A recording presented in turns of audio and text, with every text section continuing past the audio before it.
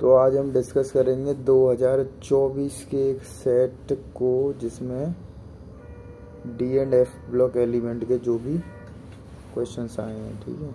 बाकी तो हम पहले कर चुके हैं, उन वीडियोस को देखते रहना। मैं ये वीडियो सिर्फ तुम्हारे लिए बना रहा हूँ और यूट्यूब पे इसलिए अपलोड कर देता हूँ क्योंकि अगर व्हाट्सएप पे सीधी डालूंगा तो बहुत सारे MB की आती है। यूट्यूब पे इजीली थोड़े से डाटा में वो तुम देख सकते हो और मेरा कोई और उससे कोई लालच वालच नहीं है, ठीक है। और ध्यान से देखो ये सारी चीज़ें। तो D and F block element के क्वेश्चन इसमें हम ढूंढेंगे। सबसे पहला सवाल कहाँ है भाई, ये रहा। Transition metals are known to make interstitial compounds, formation of interstitial compound make the transition metal. तो ये बता रहा है कि भैया जो ट्रांजिशन मेटल्स हैं वो क्या बनाते हैं, इंटरस्टिशियल कंपाउंड बनाते हैं। बिल्कुल सही बात है, हमने पढ़ा था इंटरस्टिशियल कंपाउंड बनाते हैं ट्रांजिशन मेटल। क्यों बनाते हैं उसमें ये आगे बोल रहा है कि इसलिए बनाते हैं क्योंकि इससे क्या हो जाता है, ट्रांजिशन मेटल कैसा हो जाता है। अब भैया हम जब ट्रांजिशन मेटल का इस्तेमाल करेंगे, अलॉय वगैरह बनाते हैं आप ट्रांजिशन मेटल से, तो उससे क्या हो जाता है, सॉफ्ट होता है, नहीं होता है, डक्टाइल होता है, नहीं, मेटल है, मोर मेटल है, ये तो कोई मतलब ही नहीं है। तो क्या हो जाता है, मोर हार्ड, ठीक है। तो जो ट्रांजिशन मेटल्स इंटरस्टिशियल कंपाउंड द्वारा बनाए जाते हैं उससे क्या हो जाता है, जो कंपाउंड बनता है, जो आपका मेटल बनता है इंटरस्टिशियल कंपाउंड द्वारा, कैसा हो जाता है, हार्ड हो जाता है। अच्छा, रीजन पूछ ले कि ट्रांजिशन मेटल क्यों बनाते हैं D and F block element, तो उसमें वही आपको क्या देना है कि इनके पास डी एंड इनके पास क्या होता है, अनपेयर्ड S और D के इलेक्ट्रॉन्स होते हैं, ठीक है, और पोरस होता है। इनका स्ट्रक्चर कैसा होता है, पोरस होता है। ये बात भी आप उसमें लिख देंगे। इसके बाद एक सवाल और इसमें पूछा जाएगा जो कि मेरे ख्याल से 5 नंबर का सवाल होगा, 5 नंबर में पूछा जाए। और तो कोई दूसरा सर्जन रीजन में है क्या, कोई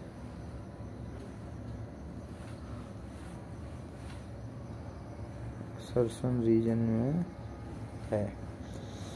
ये कह रहा है, असर्शन है zirconium and hafnium are almost similar atomic radii, ठीक है, बिल्कुल सही बात है। ये रीजन क्या कह रहा है, this is due to lanthanide contraction. Most important, lanthanide contraction की डेफिनेशन आप जरूर याद रख लेना, ठीक है। तो थोड़ा मैं समझा दे रहा हूँ कैसे क्या सीन होता है। तो जैसे अगर आप पीरियोडिक टेबल को देखें तो इसमें ये वाली इस सीरीज को हम कहते हैं 3D, और ये 4D, ये 5D और ये 6D सीरीज।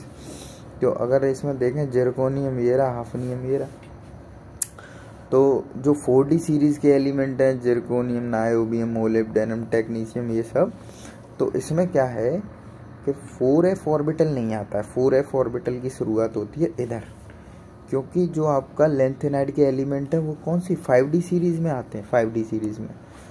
तो यही अगर आप लेंथेनाइड की कॉन्ट्रैक्शन की डेफिनेशन देखें तो उसमें क्या होता है कि जैसे आप ये हाफनियम, टेंटेलम, इन सब के इलेक्ट्रॉन भरेंगे उससे पहले ही आ चुका होगा कौन, 4f ऑर्बिटल। तो तभी तो आप लिखते हो कि भैया 5D सीरीज के दौरान जब हम सक्सेसिव इलेक्ट्रॉनिक कन्फिग्रेशन करते हैं तो जो उसमें 4f ऑर्बिटल होता है वो फुली फिल्ड होता है, जिसका शील्डिंग इफेक्ट कैसा होता है, बहुत कम होता है शील्डिंग इफेक्ट, जिसके कारण जो है अनपेयर्ड इलेक्ट्रॉन को जो आपका न्यूक्लियर फोर्स है वो अनपेयर्ड इलेक्ट्रॉन पर कैसी लगती है, ज़्यादा लगती है, और एटॉमिक साइज कैसा हो जाता है, कम हो जाता है। इसी को लेंथेनॉइड कॉन्ट्रैक्शन कहते हैं। डेफिनेशन आपको लिखवाई थी, वो याद कर लेना। अच्छा जी, तो जिसके कारण क्या होगा कि भैया इनका एटॉमिक रेडियस क्या होगा, रिड्यूस होगा। तो इस जो ऊपर वाले एलिमेंट है लगभग उनके कैसे हो जाता है, बराबर होता तो उनसे ज़्यादा है पर उनसे हम बोल देते हैं लगभग कैसा हो जाता है, बराबर होता है। ये किसके कारण होता है, आपके लेंथेनॉइड कॉन्ट्रैक्शन के कारण होता है, और यही उसमें सवाल में बोला गया है, ठीक है। तो एक बार देखेंगे, असर्शन बिल्कुल सही है और लेंथेनॉइड कॉन्ट्रैक्शन के कारण होता है, ये भी रीजन भी बिल्कुल सही है। तो ऑप्शन ए करेक्ट हो जाएगा, सेंसर रीजन दोनों सही हैं। इसके बाद एक लास्ट सवाल दे रखा होगा 5 नंबर में।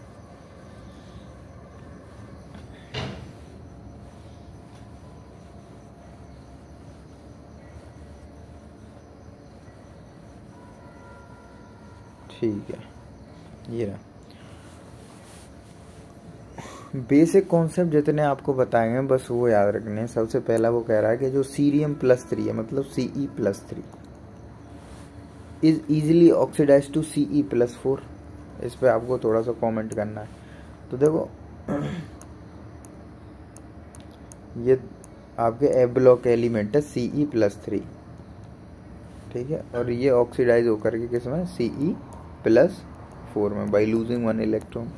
तो इस पर कमेंट करोगे आप, क्यों भाई कोई चीज़ क्यों ऑक्सीडाइज इजीली हो रही है, वो +3 से +4 में क्यों इजीली ऑक्सीडाइज हो रहा है? क्योंकि जो Ce+4 है वो क्या है, एक स्टेबल ऑक्सीडेशन स्टेट है। ये तो कॉमन सेंस से भी आप कर देंगे कि भैया +3 से +4 में जा रहा है, क्यों जा रहा है, क्या रीजन हो सकता है? क्योंकि Ce+4 क्या है, एक स्टेबल इलेक्ट्रॉनिक कॉन्फ़िगरेशन है। तो यही कमेंट आप लिख देंगे कि भैया Ce+3 is easily oxidise to Ce+4 because Ce+4 is a stable electronic configuration, ठीक है।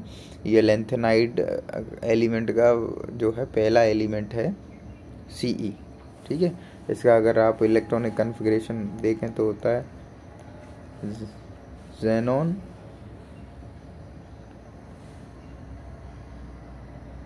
लेंथेनियम से लुटेशियम, एक बार देख ले रहे हैं। तो ये किसका है, आपके लेंथेनाइड का जो है लेंथेनाइड सीरीज़ का पहला एलिमेंट है। और इसका इलेक्ट्रॉनिक कॉन्फ़िगरेशन करें तो क्या होता है ज़ेनॉन। देखो ये 54वां एलिमेंट है ज़ेनॉन, तो ज़ेनॉन हो गया। और ये 58 पे, तो 3 इलेक्ट्रॉन और आएंगे।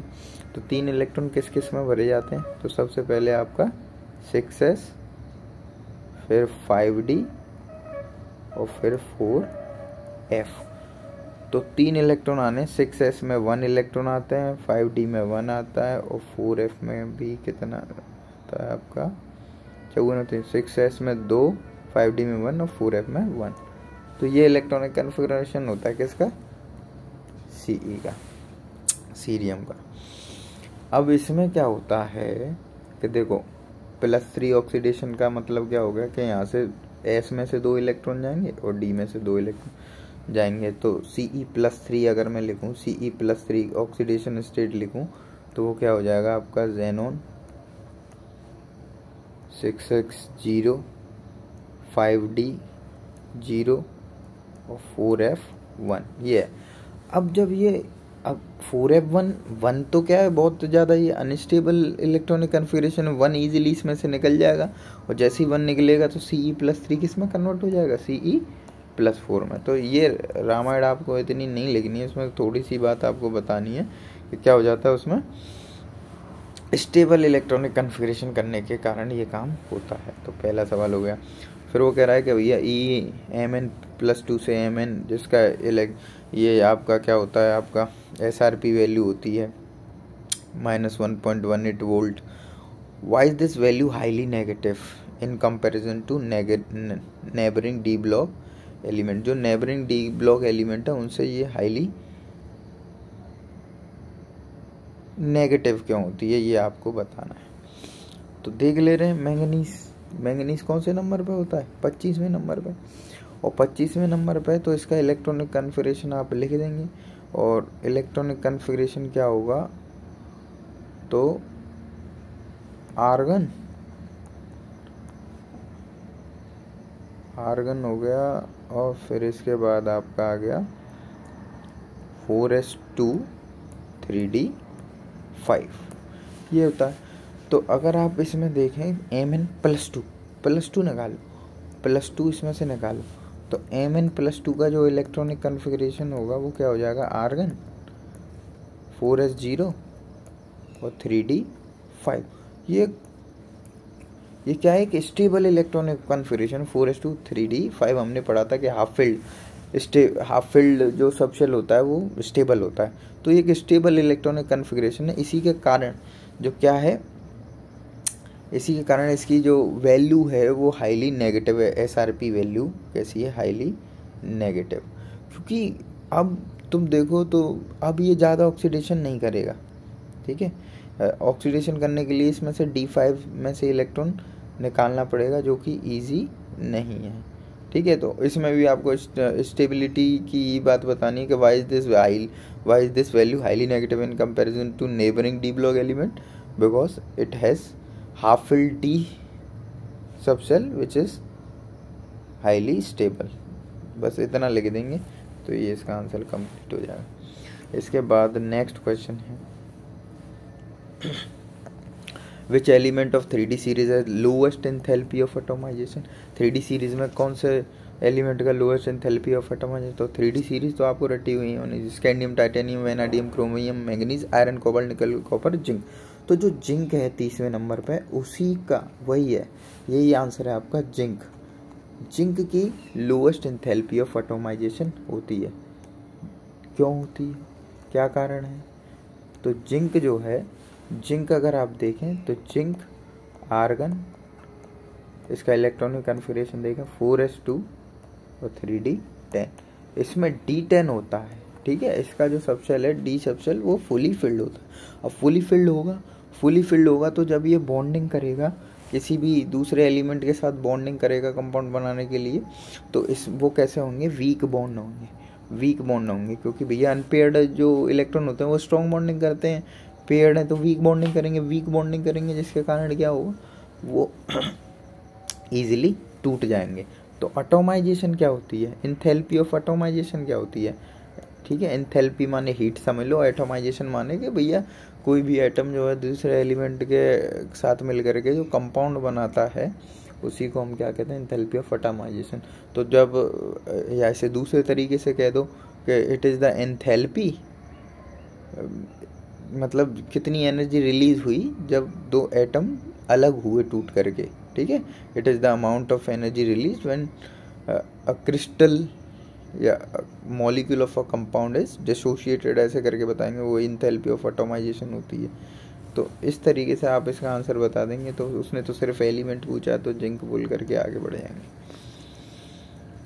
इसके बाद चौथा, what happens when sodium chromate is acidified. तो सोडियम क्रोमेट क्या होता है?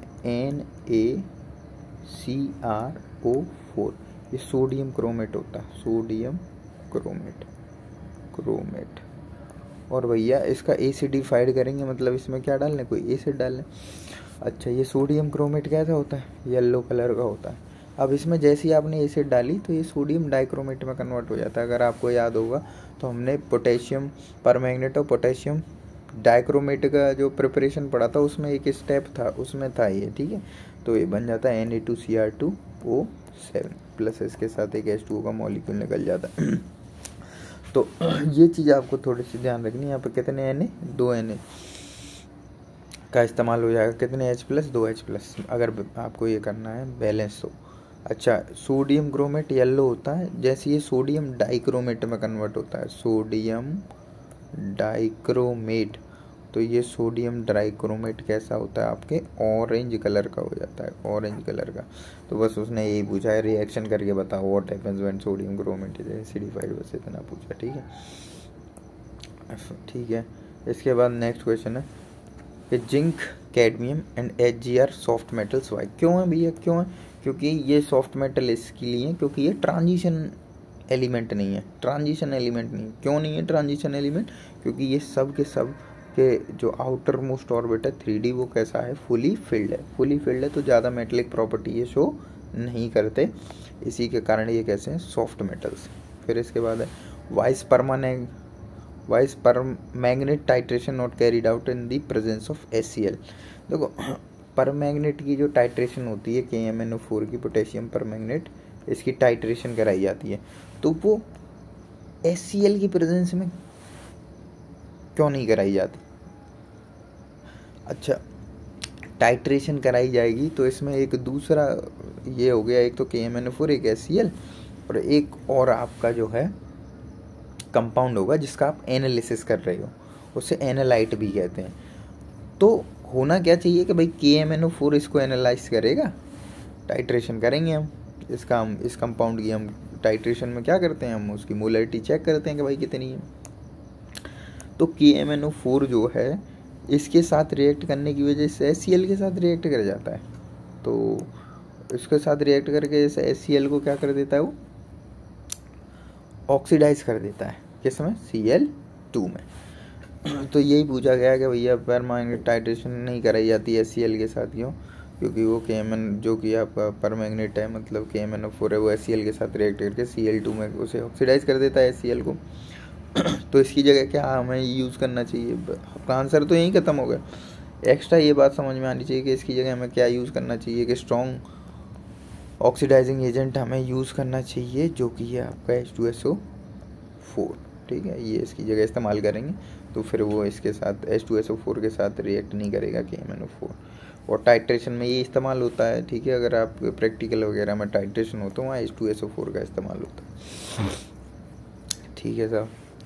नेक्स्ट क्वेश्चन कह रहा है कि the lower oxides of transition metals are basic, where is the highest are amphoteric, acidic, give reason. देखो, lower oxides of transition metals are basic. Lower oxide का मतलब क्या हुआ? लोअर ऑक्साइड्स का मतलब ये हुआ कि भैया ट्रांजिशन मेटल्स जो हैं, जैसे हम इसकी ही बात कर लें, ट्रांजिशन मेटल्स कौन से हैं, कहाँ से शुरुआत हो रही है? Scandium, titanium, vanadium, chromium, manganese, iron, cobalt, nickel को, ये ट्रांजिशन मेटल्स है। इसमें कह रहा है कि lower oxides of transition metals are basic, where is the highest are amphoteric, give reason. तो जैसे जैसे आप लेफ़्ट टू राइट बढ़ते जाते हो, तो लेफ़्ट टू राइट बढ़ने में क्या होता है? लेफ़्ट टू राइट बढ़ने में जो ऑक्साइड्स का नेचर है वो कैसा हो जाता है? बेसिक से एसिडिक की तरफ बढ़ता जाता है। क्यों होता है ऐसा? कि भैया लोअर ऑक्साइड्स में क्या होगा, जो less number of unpaired electron होंगे, तो less number of unpaired electron easily क्या हो जाएंगे, आपके डोनेट हो सकते हैं। अब ईजिली डोनेट होंगे तो लोन पेयर डोनेट जब भी होता है तो वो कैसा होता है? बेसिक नेचर होता है, ठीक है। तो यही रीज़न है कि लोअर ऑक्साइड ट्रांजिशन मेटल के बेसिक इसलिए होते हैं क्योंकि वहाँ पे इलेक्ट्रॉन ईजिली डोनेट हो सकते हैं, जो कि जिसके कारण जो आपकी ऑक्साइड है वो बेसिक नेचर शो करती है। बीच में अनपेयर्ड इलेक्ट्रॉन बढ़ जाएंगे, आगे जाके और बढ़ जाएंगे, तो उनका जो डोनेशन है वो ईजिली पॉसिबल नहीं होगा। इसलिए बीच वाले एम्फोटेरिक होते हैं और लास्ट वाले आपके कैसे हो जाते हैं? एसिडिक हो जाते हैं। तो ये थोड़ी सी बात आपको ध्यान रखनी है, इतनी चीज़ इसमें ध्यान रखेंगे, बाकी रिवीजन करते रहो। और ये ऐसे ही सवाल बनेंगे, कॉन्सेप्ट क्लियर है तो बस एलिमेंट बदल देगा, सवाल वही रहेंगे और कुछ नहीं, ठीक है। अच्छा, ये वीडियो देखने के बाद मुझे बता भी दिया करो कि तुम्हारी क्वेश्चन समझ में आया कि नहीं है, मेरी स्पीड ज़्यादा है या स्लो है, उस हिसाब से, ठीक है।